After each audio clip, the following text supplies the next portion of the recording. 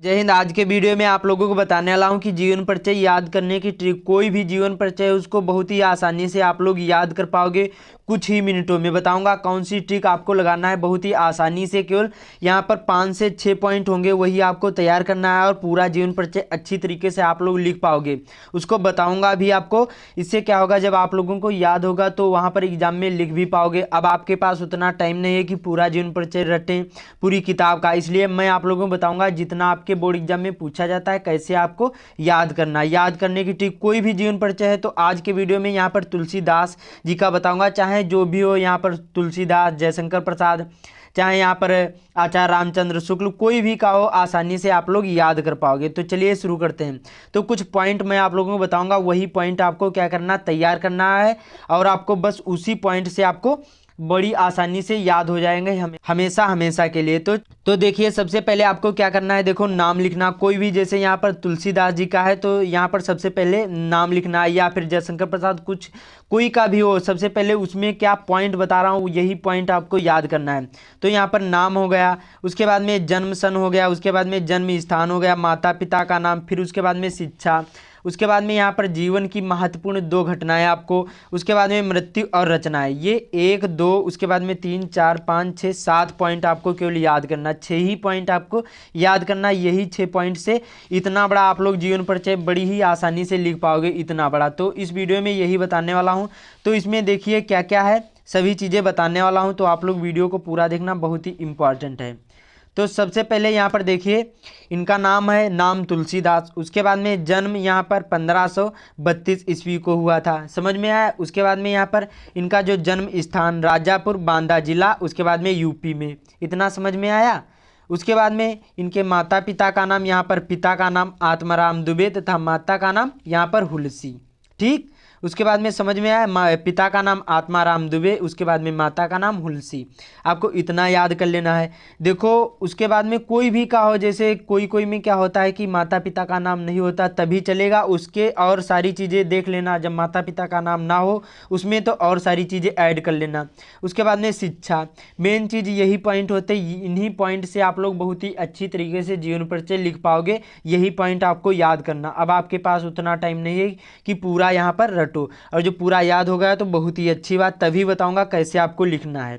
तो यहाँ पर शिक्षा में जैसे इनकी जो शिक्षा हुई थी, जैसे वेद, वेदांग, दर्शन, इतिहास, पुराण, ये सारी इनकी शिक्षाएं थी। समझ में आया। बहुत ही सिंपल सा होता है। जैसे आपको नहीं मालूम तो इसी प्रकार से प्रारंभिक शिक्षा घर पर, इसी प्रकार से कोई का भी जीवन परिचय हो ऐसे लिख सकते हो, बड़ी है आसानी से। उसके बाद में याद कर सकते हो। उसके बाद में जीवन की महत्वपूर्ण 2 घटनाएं आपको याद कर लेना है। जैसे ये तुलसीदास जी का है, कोई सूरदास का हो, चाहे बिहारी लाल का हो, चाहे माधवी वर्मा का, कोई भी का जीवन परिचय हो, सभी में ऐसे ही करना है। तो इनका क्या है, यहाँ पर माता पिता द्वारा इनको त्यागना। उसके बाद में रत्नावली से विवाह करना तथा घर छोड़कर जाना। जो रत्नावली थी ये घर छोड़कर चली गई थी।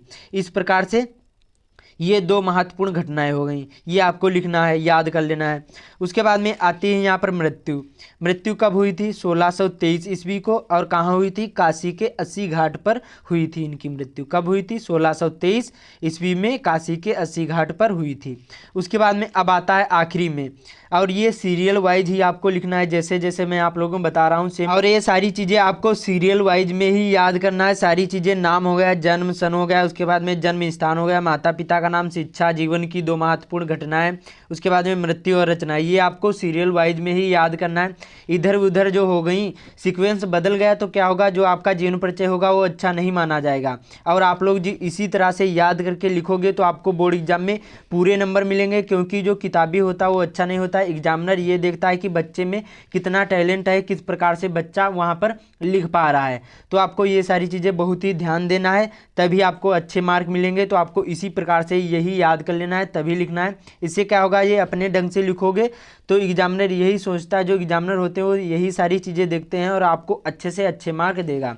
तो यहाँ पर रचनाएं में श्री रामचरितमानस इनकी एक रचना है। 2-3 आपको याद कर लेना है, विनय पत्रिका, जानकी मंगल, चाहे जो भी हो, यहाँ पर जयशंकर प्रसाद का हो, चाहे महादेवी वर्मा का हो, आचार्य रामचंद्र शुक्ल का हो, सूरदास का हो, सभी के में आपको ऐसे ही करना है। 2-3 आपको यहाँ पर रचनाएं याद कर लेना है। तो समझ में आए, ये सारी चीज़ें आपको पॉइंट ध्यान रखना है। फिर से बता देता हूँ, यहाँ पर नाम, उसके बाद में जन्म सन, उसके बाद में यहाँ पर जन्म स्थान, माता पिता का नाम, शिक्षा, जीवन की 2 महत्वपूर्ण घटनाएं, ये आप लोग इसका स्क्रीनशॉट भी ले लीजिए अच्छी तरीके से। ये सारी चीज़ें आप लोग जरूर ही तैयार करके ही जाना। तो यहाँ पर आगे यहाँ पर मृत्यु और रचनाएं। अब चलते हैं कि कैसे इसको बड़े में लिखना है, ये भी आप लोगों को बता दूं, इससे क्या होगा आपको आसानी होगी। तो यहाँ पर देखिए क्या लिखा है, जीवन परिचय आपको हेडिंग डालना है। बोर्ड एग्जाम में काले और नीले ही पेन का यूज़ करना, अदर और कोई पेन नहीं यूज़ करना है।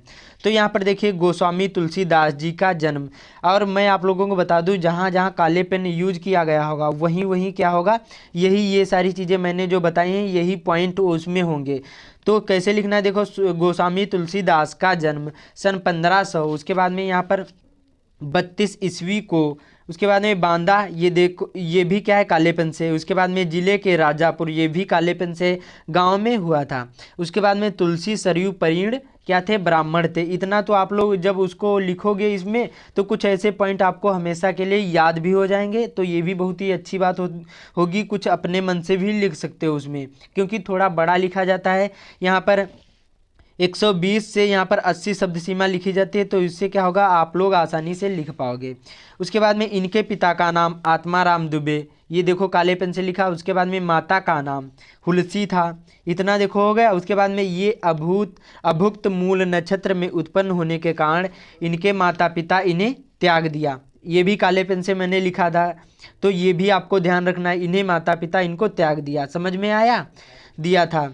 उसके बाद में इनका बचपन, जो इनका बचपन था अनेक आपदाओं से व्यतीत हुआ, ये भी आपको ध्यान रखना है। उसके बाद में इन्होंने देखो ये भी काले पेन से लिखा है, वेद वेदांग दर्शन इतिहास और पुराण, ये सारी चीज़ें का गहन अध्ययन किया। देखो समझ में आया, इसी प्रकार से आपको वहाँ पर लिखना है जैसे जैसे मैं आप लोगों को बता रहा हूँ। उसके बाद में इतना समझ में आया। उसके बाद में तुलसीदास जी का विवाह दीन बंधु पाठक की पुत्री रत्नावली, ये भी देखो काले पेन से लिखा है, रत्नावली से हुआ। उसके बाद में इन्हें अपनी पत्नी से अत्यधिक प्रेम था। उसके बाद में एक बार पत्नी द्वारा बिना कहे मायके चले जाने पर अर्धरात्रि में आंधी तूफान का सामना करते हुए ये अपनी ससुराल जा पहुँचे, और इसी पर पत्नी ने इनकी भर्त्सना की और अपनी पत्नी की फटकार सुनकर ये वैराग्य हो गए। ये समझ में आया इतनी सारी चीज़ें। तो आपको इसी प्रकार से जब उसमें लिखोगे कुछ पॉइंट तो आपको हमेशा के लिए सारी चीज़ें ये याद हो जाएंगी। उसके बाद में अनेक तीर्थों का ये क्या किया, भ्रमण किया, और राम के पवित्र चरित्र का गायन करने लगे। तो इसी प्रकार से आपको लिखना है। देखो कितना बड़ा हो गया, तो आपको इसी प्रकार से इसको लिखना है, याद भी करना है। उसके बाद में आगे इनकी मृत्यु सन 1623 ईस्वी को काशी के अस्सी घाट में हो गई, ये समझ में आया। उसके बाद में आगे यहाँ पर डाल देना है रचनाएं हेडिंग, फिर श्री रामचरितमानस, विनय पत्रिका, गीतावली, जानकी मंगल, ये 3-4 इनकी आपको रचनाएं याद भी कर लेना है। तो इसी प्रकार से आपको लिखना है, याद भी करना है और इसी प्रकार से लिखना है। देखो कितना बड़ा लिख गया, तो आपको इसी प्रकार से याद कर लेना है। बहुत ही आसानी से कोई भी जीवन परिचय आसानी से आप लोग लिख पाओगे और याद भी कर पाओगे। यही 6 पॉइंट आपको ध्यान रखना है। अब आपके पास उतना टाइम नहीं है कि पूरा यहाँ पर जीवन परिचय रटो, तो ये इसी प्रकार से आपको याद करना। उम्मीद करता हूँ आप लोगों को समझ में आ गया होगा, और जो चैनल पर नया है चैनल को जरूर ही सब्सक्राइब कर लेना। मिलते हैं अगले वीडियो में।